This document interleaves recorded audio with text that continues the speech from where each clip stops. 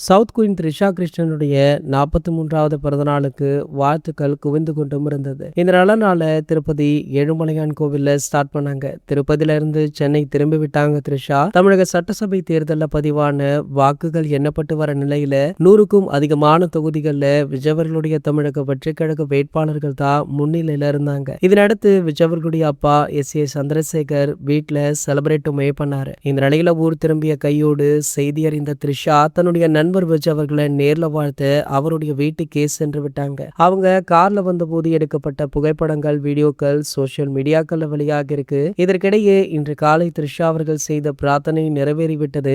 விஜய் அண்ணா வெற்றி பெற போகிறார், முதல்வராக போகிறார் அப்படின்னு சொல்லி பலருமே வாழ்த்துக்களை தெரிவிச்சிட்டு இருக்காங்க. சோ அது மட்டும் இல்லாமல் வாக்கு எண்ணிக்கை தற்போது இறுதி கட்டத்தை எட்டியிருக்கா. ஆகையால விஜய் அவர்கள் தான் முதல்வர் அப்படின்றது உறுதியுமே செய்யப்பட்டிருக்கு. சோ த்ரிஷா அவர்களை தாண்டி பல செலிபிரிட்டிஸ், சினிமா பிரபலங்கள், அரசியல் பிரபலங்கள் அப்படின்னு பலருமே இவருக்கு வாழ்த்துக்களை தெரிவிச்சிட்டு இருக்காங்க. இந்த நிலையில பாத்தீங்கன்னா சங்கீதா அவர்களுமே தளபதி விஜய் அவர்களுக்கு வாழ்த்துக்களை தெரிவிச்சிருக்காங்களா. ஒரு சில வாரங்களுக்கு முன்பாக விவாகரத்தை கேட்டு மனு தாக்கல் பண்ண சங்கீதாவா இது அப்படின்னு பலருமே கேள்வி எழுப்பிட்டு இருக்காங்க. இதற்கிடையில பாத்தீங்கன்னா தளபதி விஜய் அவர்களும் சங்கீதாவுமே சமரசம் பேசி உள்ளதாக சொல்லப்படுது.